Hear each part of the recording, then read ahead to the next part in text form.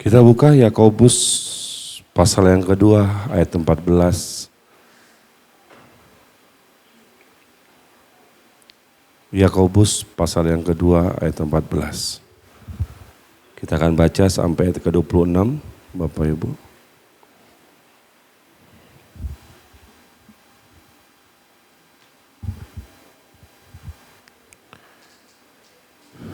Inilah firman Tuhan. Apakah gunanya, saudara-saudaraku, jika seorang mengatakan bahwa ia mempunyai iman, padahal ia tidak mempunyai perbuatan? Dapatkah iman itu menyelamatkan dia?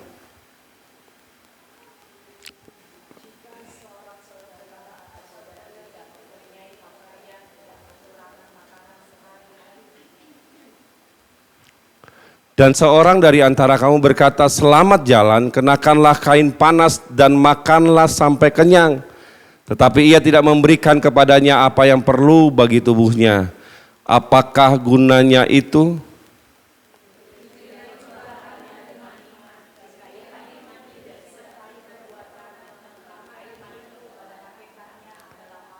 Tetapi mungkin ada orang berkata, padamu ada iman dan padaku ada perbuatan. Aku akan menjawab dia, tunjukkanlah kepadaku imanmu itu tanpa perbuatan, dan aku akan menunjukkan kepadamu imanku dari perbuatan-perbuatanku.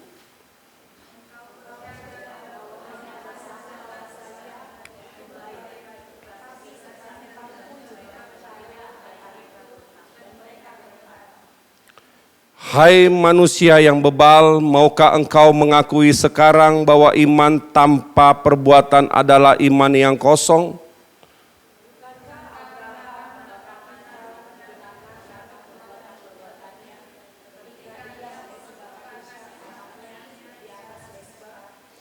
Kamu lihat bahwa iman bekerja sama dengan perbuatan, dan oleh perbuatan itu iman menjadi sempurna.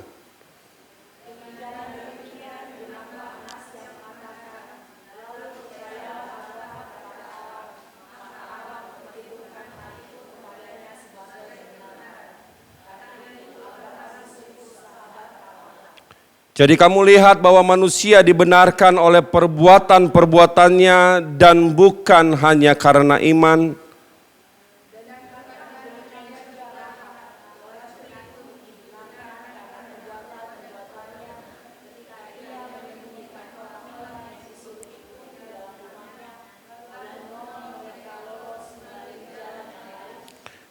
Sebab seperti tubuh tanpa roh adalah mati, demikian juga iman tanpa perbuatan adalah mati. Amin.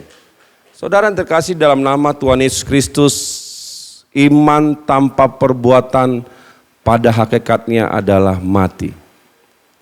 Seseorang yang beriman maka dia akan ditunjukkan lewat perbuatannya.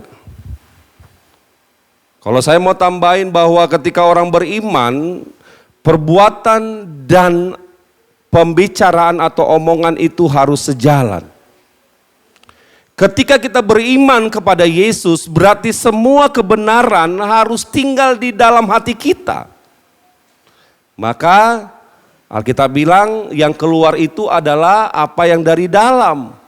Maka ketika orang beriman kepada Yesus, maka Yesus tinggal di hatinya, maka pembicaraannya, maka omongannya adalah omongan orang benar. Lalu akan disertai oleh tindakan yang benar. Kalau kita katakan bahwa tindakan kita benar, kita perbuatan kita benar, tapi omongan kita jahat, maka itu sama saja dengan bohong. Karena tidak mungkin ada sesuatu yang benar keluar sesuatu yang jahat dari hati. Dan banyak orang tanpa sadar sudah masuk ke area itu. Mungkin sering kita katakan, kalau kau baik, maka aku akan membalas kebaikanmu. Tapi kalau kau jahat, aku akan membalas 2 kali lipat. Menurut saudara itu benar atau salah? Salah. Karena tidak mungkin orang yang hidup di dalam Tuhan merencanakan sesuatu yang jahat dari dalam dirinya. Tuhan tidak pernah mengatakan kalau kau tampar pipi kanan, balas pipi kanan juga. Tuhan tidak mengatakan demikian. Yang katakan kalau kau ditampar pipi kanan, kasih pipi kiri. Artinya bahwa tidak ada pembalasan apapun yang setingkat dengan kejahatan yang dia lakukan. Kalau orang hari-hari ini dikatakan kau tampar saya sekali, saya tampar kau 2 kali. Sebagai bukti bahwa saya orang hebat. Sebagai bukti bahwa saya orang yang tidak bisa diinjak-injak. Benar gak demikian? Sering sekali orang mengatakan demikian. Kenapa? Karena sisi jahat di dalam dirinya masih tinggal, masih dia biarkan. Saudara, mari kita kembali lihat hati kita. Bagaimana kita, posisi kita di hadapan Tuhan. Sudahkah kita menjadi orang yang beriman? Atau jangan-jangan kita belum kapasitas orang yang beriman? Kita masih hidup dengan semau kita masih hidup dengan apa yang kita pandang baik bagi diri kita. Tetapi bukan firman Tuhan. Inilah yang seringkali terjadi dalam kehidupan banyak anak-anak Tuhan. Kalau kita perhatikan bagaimana Yakobus menekankan sebuah perbuatan. Kalau dia katakan perbuatan ada padaku. Satu sisi orang bilang iman ada padaku. Lalu dia katakan kalau kau tanpa iman, bisa gak perbuatanmu? Atau kalau kau tanpa perbuatan, bagaimana dengan imanmu? Mari kita tunjukkan. Kedua hal ini tidak boleh dipisahkan antara iman dan perbuatan. Tidak ada yang boleh dipisahkan. Karena itu adalah sebagai bukti bahwa kita adalah anak-anak Tuhan. Amin. Kalau kita katakan di dalam saya ada Yesus, maka yang kita pegang adalah kebenaran Tuhan. Maka segala sesuatu yang kita lakukan adalah apa yang Tuhan inginkan dalam hidup kita. Apakah saudara hari ini masih beriman kepada Yesus? Masih? Kalau saudara jawab masih, pertanyaannya adalah apakah perbuatanmu sudah mencerminkan bahwa kau beriman kepada Yesus? Apakah pikiranmu sudah mencerminkan kau beriman kepada Yesus?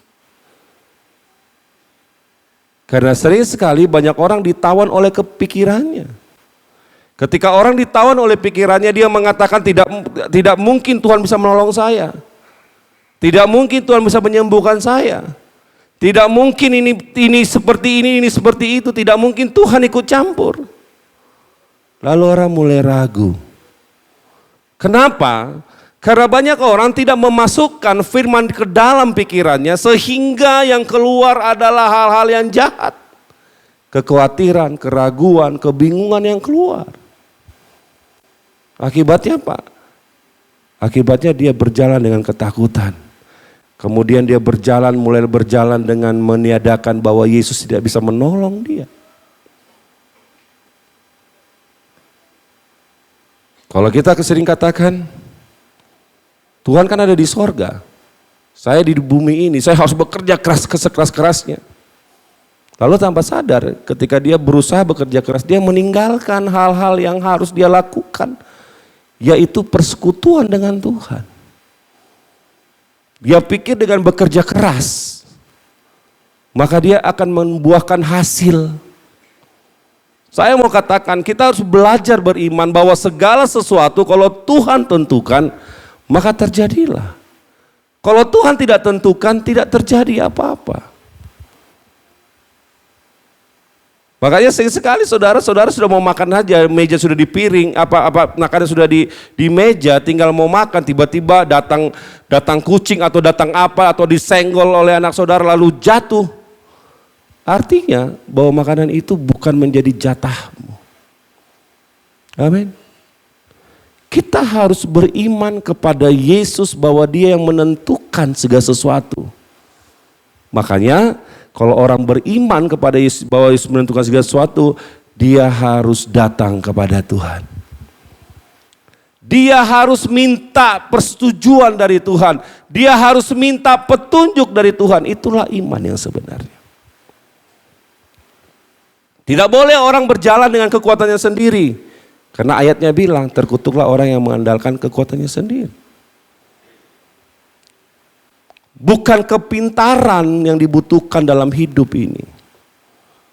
Tapi kita butuhkan hikmat dari Tuhan, bagaimana kita menjalankan hidup kita. Makanya bagaimana hikmat itu turun?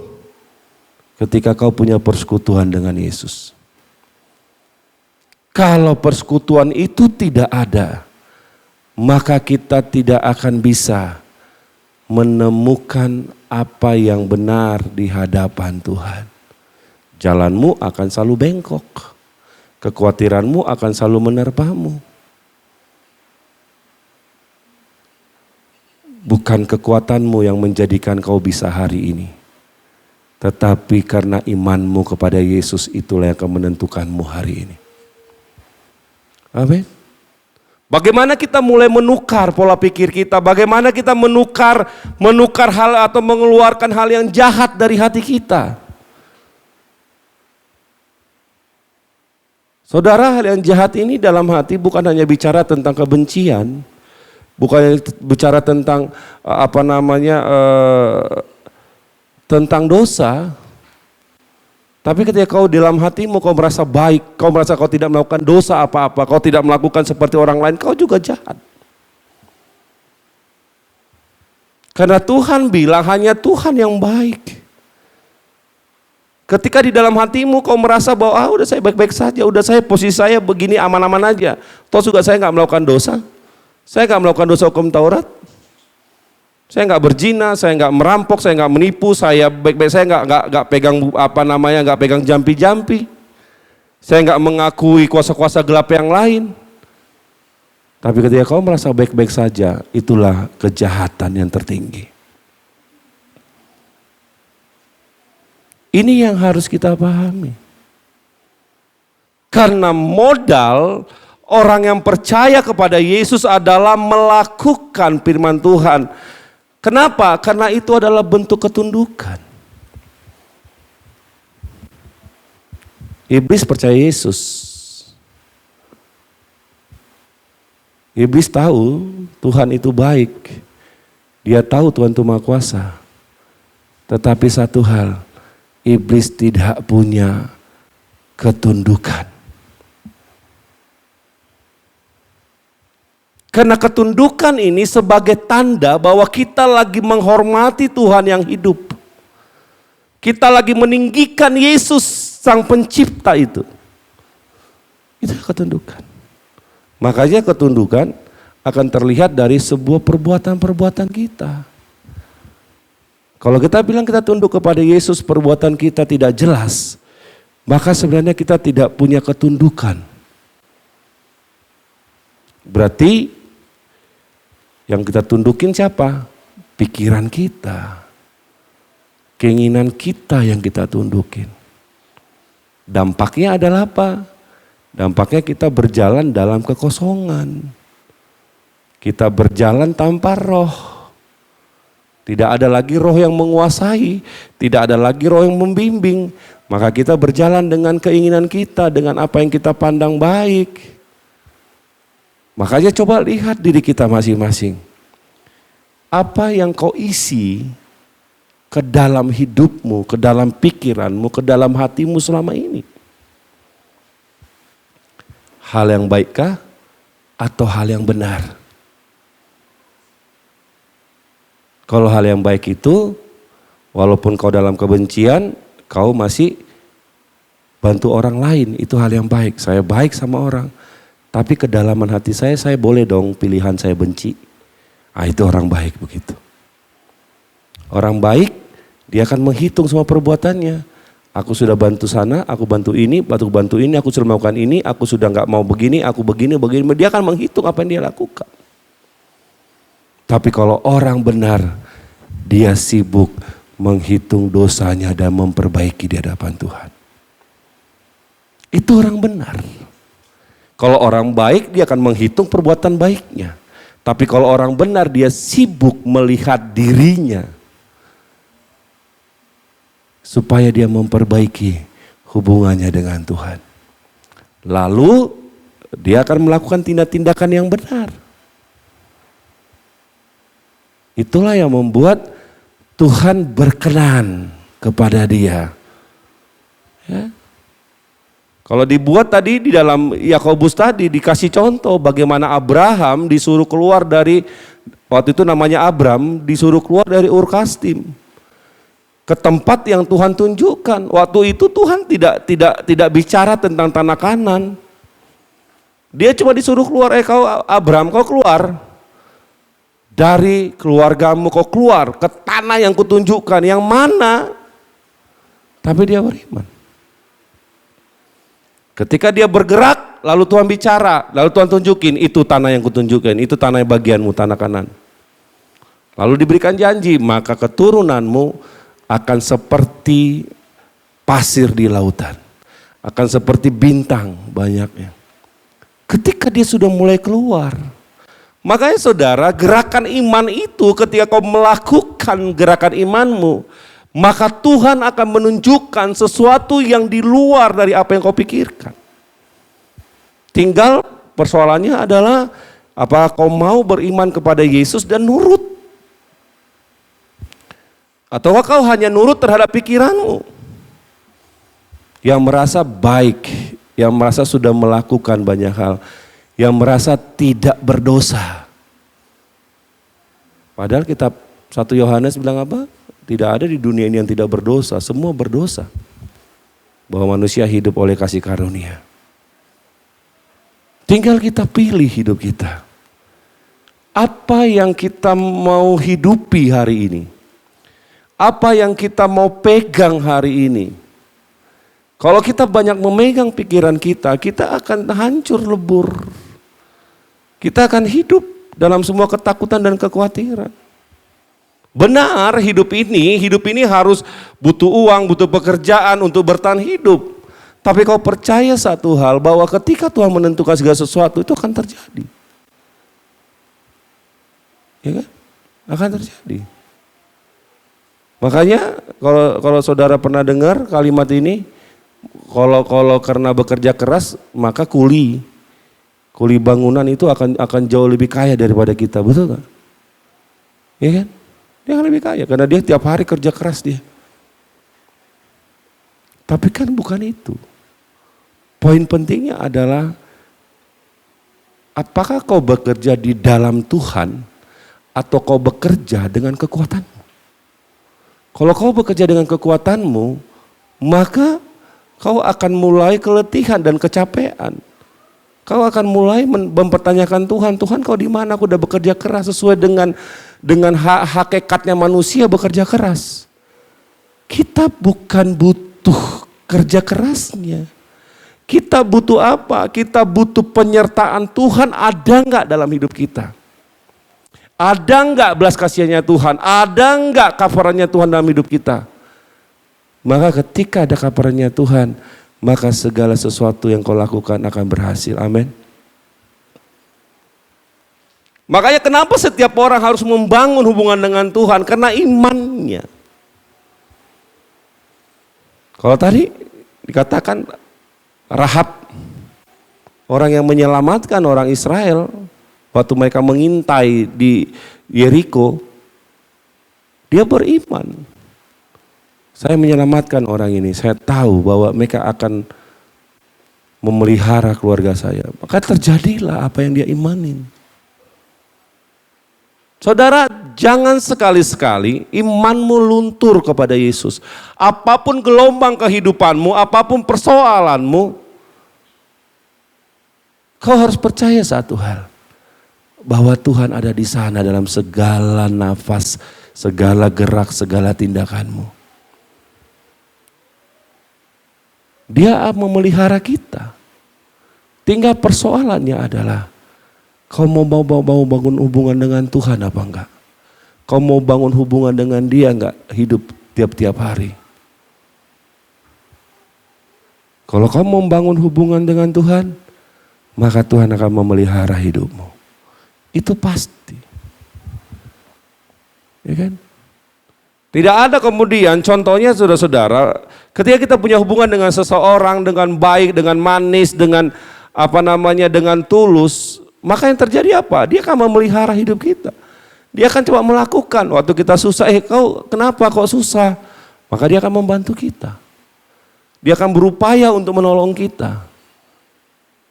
Makanya Tuhan kasih perumpamaan, hubungan antara bapak dan anak. Tidak ada seorang bapak yang memberikan ular ketika anaknya minta roti. Itu dia kasih sebuah perumpamaan itu supaya jelas bahwa posisi kita adalah anak yang lagi mempercayai bapaknya melakukan tindakan-tindakan yang baik. Tindakan-tindakan yang memelihara hidup anaknya. Itu yang kita harus imanin. Makanya berdoanya, hubungannya yang harus diperbaikin tiap-tiap hari. Bagaimana caranya? Kosongkan dirimu supaya Tuhan gampang mengisimu dengan kebenaran tiap-tiap hari. Kosongkan dirimu. Kau kosongkan tiap hari supaya firman itu kemudian membersihkan hidupmu. Jangan ada lagi kau pegang hal-hal yang jahat di dalam dirimu, atau komitmen-komitmen atau pernyataan-pernyataan yang lahir mungkin dari adat istiadat, dari orang tua dan dari segala macam itu yang kemudian merusak hidup kita. Tapi kita mulai pegang Tuhan dalam hidup kita. Amin. Karena kalau Tuhan tentukan, nggak ada yang nggak bisa. Kalau Tuhan sudah tentukan bagianmu, pasti akan Tuhan kasih. Sehebat apa kau ngekip harta bendamu, sehebat apa kau menjaga-jaga uangmu, kalau Tuhan tidak tentukan itu menjadi bagianmu, akan hilang. Itu yang kita harus tahu. Sehebat apa kau menjaga semuanya, akan hilang. Kalau enggak orang lain yang makan, saudaramu yang makan. Kalau enggak saudaramu yang makan, orang tuamu yang makan. Atau mertuamu yang makan, atau saudaramu yang makan. Kenapa? Karena mungkin itu bukan bagianmu. Mari kita mulai membangun hubungan kita dengan Tuhan. Mari kita mulai membangun komitmen kita dengan Tuhan. Mari kita mulai melihat bahwa Tuhan yang kita sembah adalah Allah yang memelihara kita. Bahwa Tuhan yang kita sembah, bahwa Yesus Sang Juru Selamat yang mati di kayu salib tidak akan pernah membiarkan kita sendiri. Dia akan menolong kita dari banyak hal. Itu iman itu harus kita perkatakan. Kalau kita nggak perkatakan, maka selesailah semua. Ketika kau mengatakan bahwa Yesus akan menolongku, maka terjadilah sesuai dengan imanmu. Tapi kalau kau katakan Yesus tidak mampu melakukan apa-apa, maka terjadilah sesuai dengan imanmu. Kalau kau katakan bahwa Tuhan akan mengubah saya, maka terjadilah itu. Tapi kalau katakan Tuhan tidak mengubah saya, maka tidak terjadi apa-apa. Bahkan saudara, itu yang saya katakan tadi, apa yang ada di dalam diri kita, apa yang kita masukin selama ini. Kalau kau masukin banyak hal yang salah, maka kau itu akan membuatmu ragu, itu akan membuatmu ketakutan. Makanya saudara, kenapa orang tua sama anak berantem? Kenapa saudara sama saudara berantem? Karena masing-masing menyimpan kejahatan.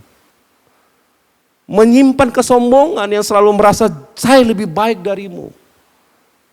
Datang orang tua bilang, saya duluan makan asam garam, saya yang melahirkanmu. Lalu semuanya hidup dengan kejahatan. Datang si anak, mama tidak mengerti. Kakak tidak mengerti, adik kau tidak mengerti apa-apa. Lalu masing-masing merendahkan orang lain. Ribut enggak? Ribut, kacau. Mulailah keluar kata-kata yang tidak wajar. Kenapa? Karena apa yang disimpan di dalam hati. Imanmu yang akan menyelamatkanmu. Kalau imanmu benar di hadapan Tuhan, maka itu akan menyelamatkanmu. Kalau kau katakan bahwa anakku tidak akan bisa berubah, maka sesuai dengan imanmu, anakmu tidak akan pernah berubah. Tapi kalau imanmu, saya tahu bahwa Tuhan akan menangkap mereka dan mengubah mereka, maka berubahlah semuanya. Ya. Sama ketika saudara akan mendoakan orang, ada dua hal yang akan terjadi. Iman si pendoa sama iman yang didoakan. Kalau iman ini keduanya bekerja sama, maka dua orang yang lagi beriman, maka terjadilah kuasa Allah atas hidupnya. Makanya saudara, ini yang perlu kita katakan. Iman itu bukan bukan sesuatu hal yang hari ini saya percaya, besok saya ragu, bukan itu. Iman adalah rasa percaya yang kontinu, yang terus menerus tanpa ada keraguan. Kalau hari ini kau percaya, besok kau ragu, maka kau tidak beriman. Karena iman itu adalah terus menerus kau percaya. Sekalipun kau belum melihat hasilnya, kau sudah percaya bahwa Tuhan akan melakukannya.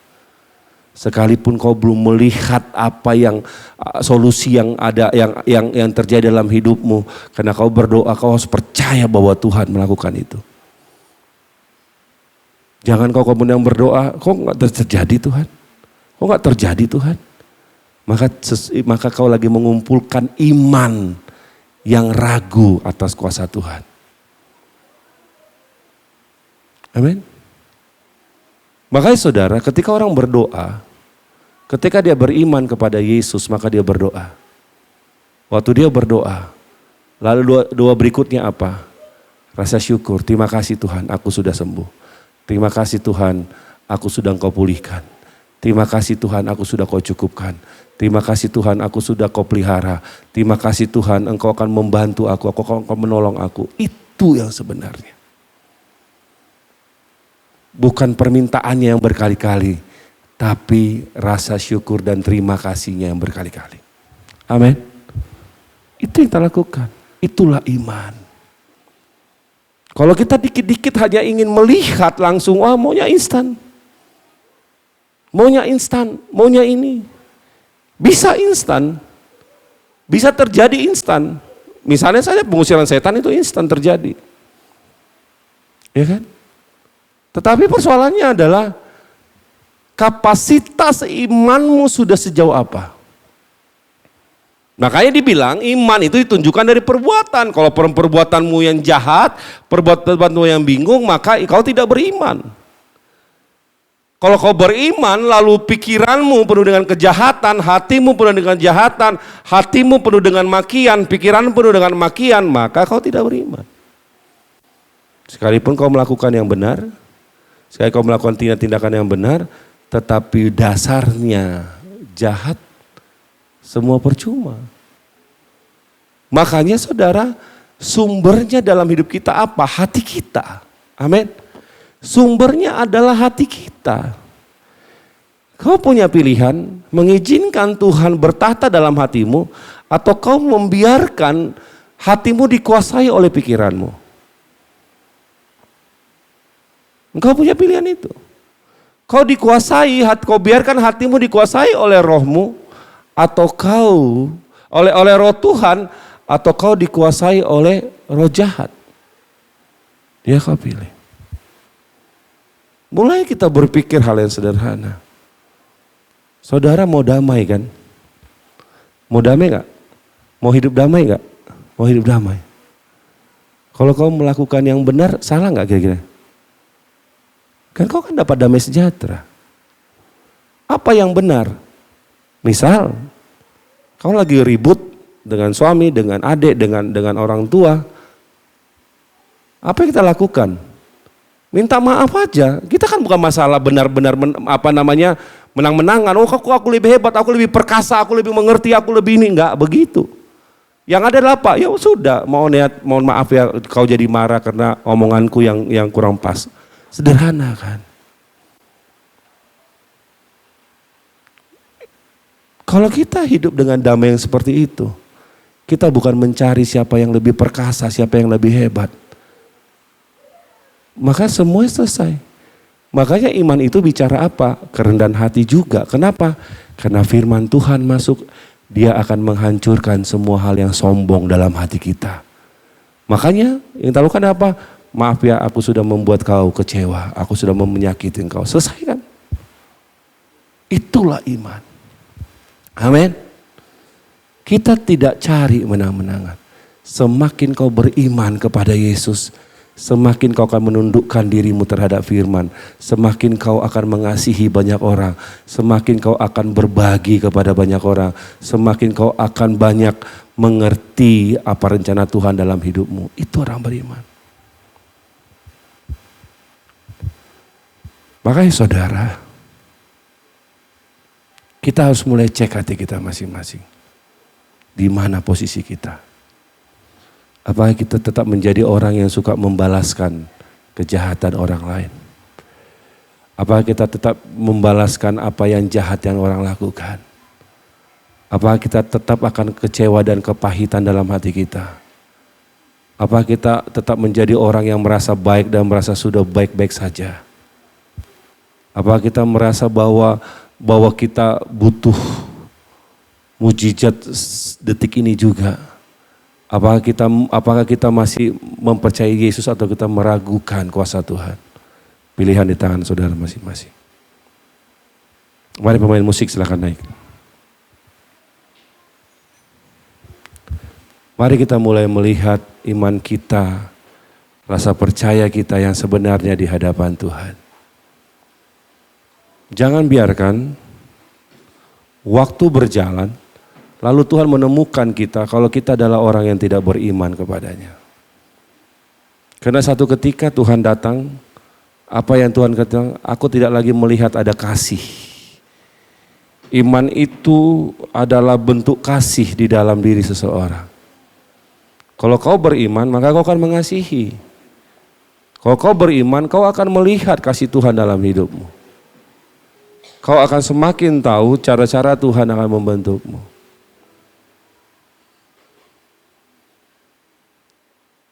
Mari kita berdiri Bapak Ibu.